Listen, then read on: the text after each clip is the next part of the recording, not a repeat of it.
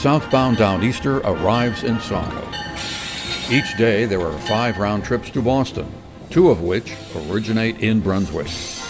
Passengers at the 6 stops in Maine, Brunswick, Freeport, Portland, Old Orchard Beach, Saco, and Wells, the 3 in New Hampshire, Dover, Durham, and Exeter, and the 3 in Massachusetts, Haverhill, Woburn, and Boston, all depend on this service, which began in December of 2001. There are commuters, tourists, sports fans, and day trippers traveling between Boston and Brunswick, taking in the historic and cultural aspects of each of the towns and cities along the route. More than 500,000 riders call the Downeaster their other car. But there are other stops beyond the horizon that can be added to this steel interstate. TrainRiders Northeast has proposed a direct service to and from New York City. As an economic engine, the addition of the Big Apple would be a tasty treat for all. Everybody is quite excited at one of our final initiatives that was set out way back in 1988. And that's to be able to board the train here and go through to New York City without a change. And it would break off at Woburn, Mass, going to Lowell, and from Lowell to Air to Worcester, and from Worcester there are choices. Worcester to Springfield, where one can connect with the change trains and go to Montreal or Toronto or Chicago. All of those options open up with a train from Brunswick to New York. How does the Brunswick business community respond to Wayne's vision? Just watch. What if you could get on the Downeaster here in Brunswick and take it all the way to New York City without having to go through the hassle of North Station, South Station subway? Oh, that would be fantastic. I was actually just talking with a gentleman yesterday who's staying with us from the Upper West Side, and he's very excited about taking the train. Then we talked about, okay, how do you get between North Station and South Station? I mean, just taking the train down to Boston, I realized there is a little bit of a trick to get around there. I think getting a direct connection would be wonderful. That's one of our major feeder cities for Maine and New England. I think getting that connection to New York would be a tremendous boost for the economy here in Brunswick. Being able to travel direct to New York City would be a dream come true for many travelers. To be able to bypass Boston just makes that trip to New York City just quicker, just more fun. What would it be like if you could come down here with your wife and buy a ticket to New York City and not have to get off the Downeaster at all until you got there? Yeah, that would be amazing. That piece is phenomenal just for the locals to have that access to the city, but also for the city to have access to this region is in my opinion, even bigger. If it makes it that much easier for someone in New York to get up here in the same amount of time that it would take to drive a car and work the whole way, or be comfortable, whatever their choice, and get to the Maine coast, I think that's a huge boon to the state. No surprise, the Freeport business community also endorses the TrainRiders initiative. A nonstop train to New York would be a plus. Oh, absolutely. We would love to have direct service to Freeport from New York. That would be incredible. As you know, one of the expansion proposals comes from TrainRiders Northeast, which is a New York City service rather than having to go through North Station and South Station, the MBTA subway system. You have several other proposals on the table. Can you talk to me about the process as to how you evaluate them? Well, I think right now, where we are is really trying to get the pieces put in place to get the Downeaster service, the core service, has to really be working, has to really be optimized and be working as efficiently and as effectively as it can. So that's why, projects like the layover facility, rail siding, the Portland Y, and all of the improvements south of Portland to get us more capacity really need to be, that's our primary focus to get those things done. I think what everybody needs to understand is that once those things are completed, then we can really start to entertain what some other service proposals would be.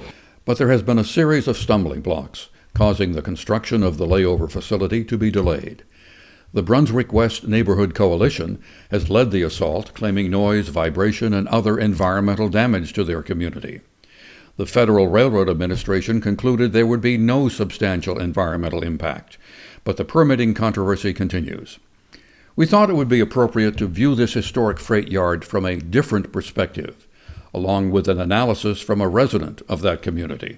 Hello, my name is Jeff Reynolds. I live about 2.5 short blocks that away, which would be south. You're looking due west toward Freeport and Portland along the site of the soon-to-be-built layover and maintenance facility for the Downeaster. This is the historical site of Brunswick Railroad Yard. Up until recently, something on the order of 10 to 12 tracks occupied this space, and you see it designed along that linear fashion like a railroad yard. It's been a railroad yard since before the Civil War, and as the cars behind me show, it is still currently used very much every week, sometimes every day, as an interchange yard between the Main Eastern and Pan Am. Recently, some video has been taken from a telling angle. If you have heard the cliche, "A picture can tell 1,000 words," I dare say what you're about to see will tell 10,000 or more. Some aerial footage of this site. Here we're observing an old locomotive. It looks like a Jeep 9 from the Main Eastern, about to couple into some cars at the interchange site.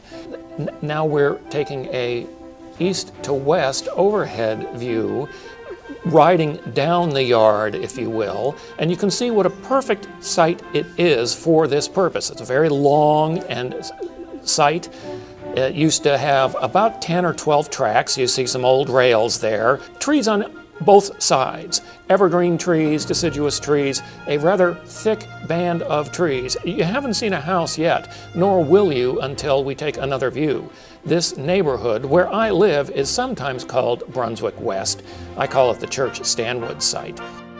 Now pulling back, looking to the east from the west, we see the interchange cars in the middle of the picture. The layover facility will be to the left of them. Still, no houses. A thick band of trees on the south side where most of the opposition has been centered. Now we're looking toward the south, and I suppose if I had a great big finger I could point to my house. We still see a great many trees, most of which will be green throughout the year because they're pine trees.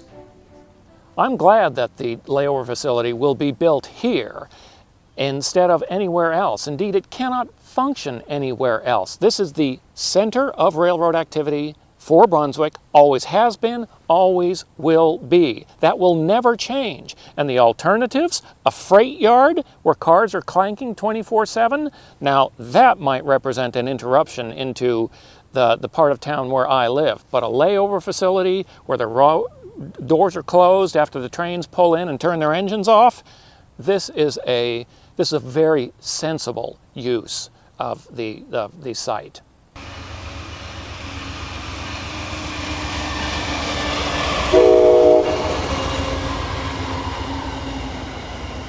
The permitting process with the DEP, how is that going? Well, the one permit that we know we need to get in order to start construction is a stormwater permit. And we filed that. It was accepted once. It was bounced back because the neighborhood kind of sued the DEP and NNEPRA saying that we didn't provide adequate notification. So we refiled it again, and then it came back to us saying that there was some information missing. So we've worked through all of that. We just recently received a letter from the DEP that what's been submitted is complete. And so now we can start the formal review process. So in conjunction with that, we really have had kind of a good working relationship with the DEP over the course of the last couple of months, getting them familiar with the project, getting them a sense of comfort with the project, and understanding so that they can understand what the different components are, and we can come to a conclusion that no additional permits are required, and that the facility will not create an adverse impact on the surrounding community. So it's been somewhat of a learning curve. They've been really kind of putting us through the paces. requesting a lot of documentation that isn't really necessary but is helpful to them. And as we have all along, we are being as open and transparent as we possibly can. Have spent a lot of time and a lot of money documenting things that I think for a lot of projects are accepted from professional to professional, but they're holding us to a higher standard. And I think, given the high profile of this project, at the end of the day, I think we'll be better off for it, because we'll be able to say that we've literally, on the federal side, on the state side, looked under every rock, took every issue, verified, validated information, and at the end of the day, we'll be good to go. The construction of the layover facility will mean a tremendous increase in train riders in the Brunswick community. And I'm talking the community at large. We have become a hub for folks in the area. People much prefer to drive to Brunswick and park their car and get on the train as opposed to driving all the way to Portland. The layover facility is for me, it's just all about volume in our business. We're thrilled with what the Downeaster has brought to Brunswick, but the reality is now, a couple years into operation, everyone can see, where the holes are, where we could use more service, and if the facility enables that increased service to come, then we're all for it. More trains actually would be fantastic. We've already seen some business that have come up from Boston doing some retreats. If we were able to get more trains, we'd see a lot more day traffic. We'd see people that are coming up and spending some time during the day, then find out that they really want to spend time overnight. We'd be able to see more traffic between Portland, Freeport, and all the points in between. How have you been encouraged by the community support outside of the Brunswick Coalition in terms of moving this forward? Well, I think I can't stress enough how important that's been.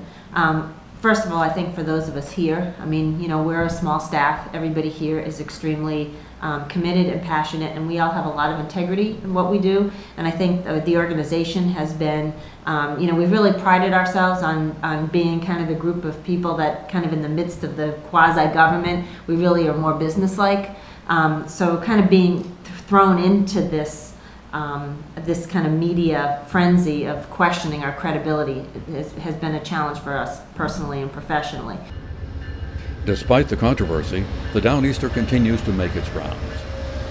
Some final thoughts from Freeport and Brunswick. We saw over 53,000 people through our visitor center last year, many of those who came in on the Downeaster or were looking to go out on the Downeaster. Even with the number of closures this year, our numbers are up. That is a strong indication that more and more people are getting on board and riding the Downeaster. And having that new layover facility constructed in Brunswick is only going to improve the number of options for people who are traveling. Prior to Amtrak beginning service in November of 2012, Freeport actually did not have public transportation into our town for 10 years. And as a destination to over 3 million people annually, that was a really serious concern that we had. We used to field thousands of phone calls every year from people who wanted to come from Boston or New York. And of course, that included international travelers who really wanted to visit our town. But a civilization on the planet, rail travel, is more than just a train ride. The Rail Authority has worked diligently to make sure that the crews are proper. We have the happiest conductors. We have the best food on board the train. We have our own volunteer hosts on board, also at some of the other stations. So we feel that, we had a lot to do with the arrival of the train. So we continue to monitor it, but it would be nothing without the management of the Rail Authority. They do a wonderful job. A lot of the credit, of course, goes to the Executive Director, Patricia Quinn, and her most able Board of Directors.